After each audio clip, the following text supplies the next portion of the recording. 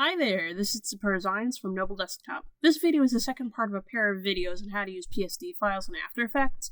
This part deals with actually animating our files, so if you haven't watched the first video about setting files up, we'll link it below in the description so you can watch it. So, starting off from where we left before, we're going to be importing our PSD file. So if you have a Mac, that's Command-I. I have a PC, so it's Control-I. And I'm going to import our file that we set up before, so photo collage. Import as composition retain layer sizes, import, yes, editable layer styles. Alright, and before we do anything with that, we're going to be making a new composition. So we're going to make a new composition, and I'm going to make sure that my new composition is actually smaller than the PSD file that we're working with, because I want to be able to slide our composition around on the screen, like so. You see? In fact, I think I even want this composition to be even smaller than that, so it gives me more room to slide our big composition around on it. So I'm just going to shrink that a bit. Alright, I shrunk it to 500. Alright, with my playhead at the origin, I'm going to hit P for position to open up my position property, and I'm going to hit a keyframe to get it started. And I'm going to hold it there for like maybe 1 second. I'll put another keyframe there. And then probably at 3 seconds in, I want it to go over to the dog. So there we go. And now I'm going to move over. I think I want it to hold kind of at like 1 second for each. And then I'm going to move it over here to the summer one. And then basically what I'm doing is having the keyframe hold for like about 1 second on each frame. And then I'm having it, slide over to another image. So whenever I slide over to a new image, I just hit the diamond over here to set a keyframe, and then I let it sit for about 1 second, and then I'm going to move it over to the next one. This is the order I'm going in. You don't have to necessarily follow it. I'm going to hold it for 1 second, and then again, I want about 1 second later for it to move up here. Alright, so this is what we've got so far, and then I'm going to hit N a little past my last keyframe in order to have the animation end over there. So playing it back so far, I want to adjust a little bit, so what I'm going to be doing is I'm going to be grabbing these keyframes, and I'm going to just be moving them over a little bit, so there's about like a gap of 2 seconds in between each keyframe, a little bit about, but you can adjust them as you see fit. So we're going to skip ahead after the adjusting, but basically, yeah, you're moving your keyframes a bit to adjust to a speed that you like. Alright, after all that adjusting, this is what we have so far. So basically 2 keyframes per picture, and then it moves to the next one. And we got mine, capping it about around 10 seconds. But again, you can adjust yours however you see fit. And now we're going to select all these keyframes. We're going to right click, go to Keyframe Assistant, Easy Ease. That'll give a nice bit of organic motion to all these keyframes. And yeah, so that's the first part of this done. Alright, next part, we're going to be going into this pre-comp by double clicking on it. And for now, let's hide this photography logo. We're going to lock this wood background so you don't mess up with it. And we're going to be going through each of these pre-comps. Let's start with the family one, double click to go inside. And so now you see that this family part is considered a rasterized layer, but we actually made it a text layer. So all you got to do is right click on this, the text layer. Well, right now it's this Photoshop layer. And you go to create, convert to editable text. That's really important because now we can go to text and presets and we can look up our animation, our text presets over here. So text, animate in, and we're just going to have up, I think, maybe like fade up words. So double click that and that should have it. Yeah, that's what we want, like fade up like that. See that? And if we hit U, we can see how long this animation takes. So if we head back to our main comp over here, comp 1, and we start the animation, it fades on, and then, it'll go on to the next one. So we'll show you again with this one, the dog photo. We go over to the word layer, right click, go to create, convert to editable text, and then we click fade up words, and then, let's see, did it go on? Yes, it did. And then if we hit U on this layer, we can see how long it takes and where it goes. If we go back to main comp, we can see where it appears in our comp. There we go. Sleepy. There we go. And like I said, there might be a bit of adjusting of keyframes and stuff, but you get the basic idea. So if it doesn't appear exactly where you want it in the timeline, you could go back to that pre-comp and like maybe move it over a little bit or have it, take a little longer, but you get the basic idea. So that's basically rinse, wash, repeat for all of these text layers. So we'll skip ahead. All right, so now that we're in this pre-comp, we're going to be going to we're going to start with like the family group over here. And as you can see, since we imported it from PS as a group, it made it all its own pre-comp. So double click to go inside that. And you see that the words here are actually imported as rasterized layers despite us making them text layers. So the way to fix that is right click on that word layer and go to create, convert to editable text.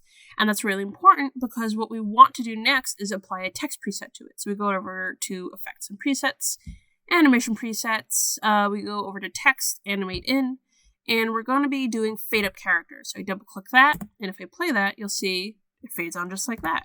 And if you go onto our main comp and play it back, there we go. That's the effect that we want to get.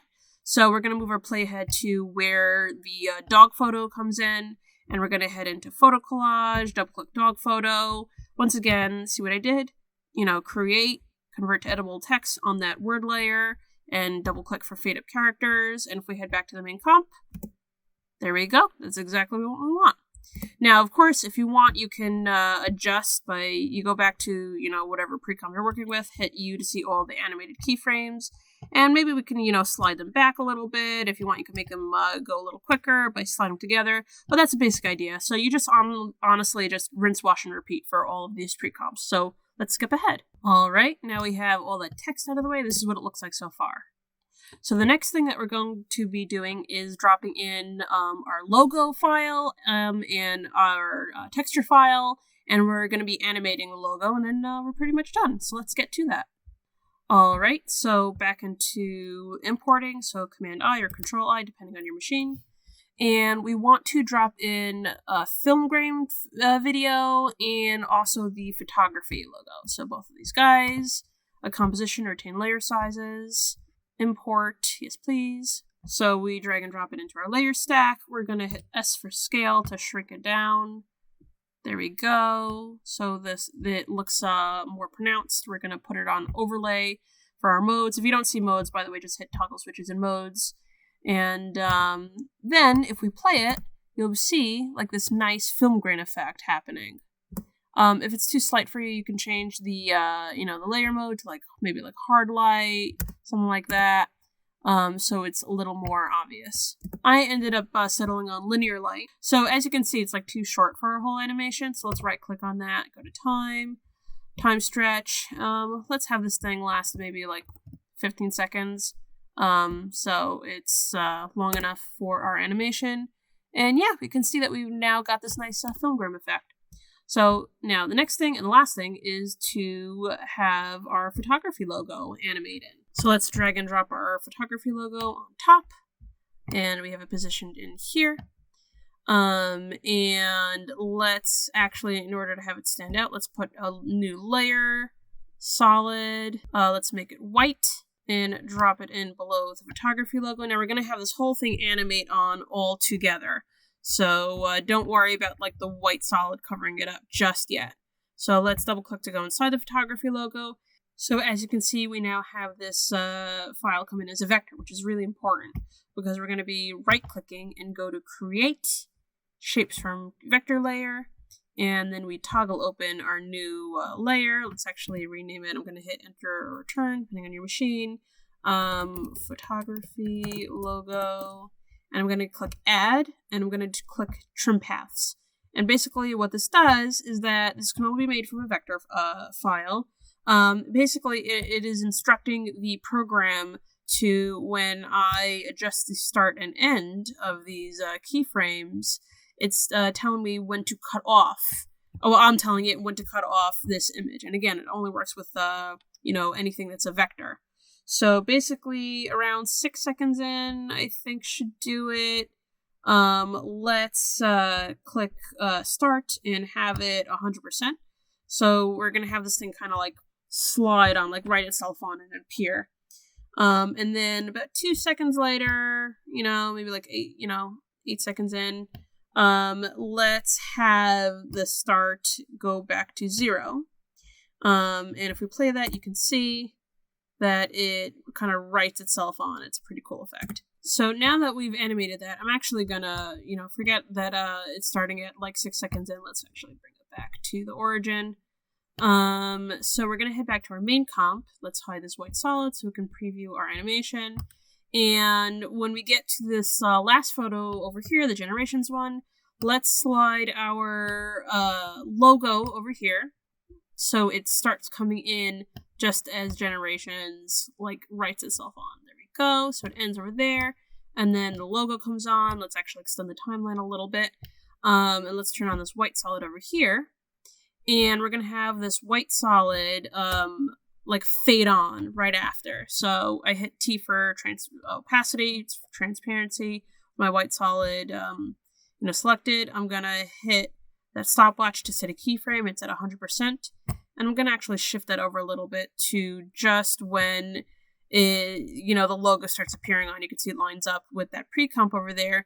And then I'm going to take it back down to 0, and I'm going to extend it out a little bit. So, as you can see, just as generations ends, the white fades on, and that's that logo appears on. So let's preview that whole thing.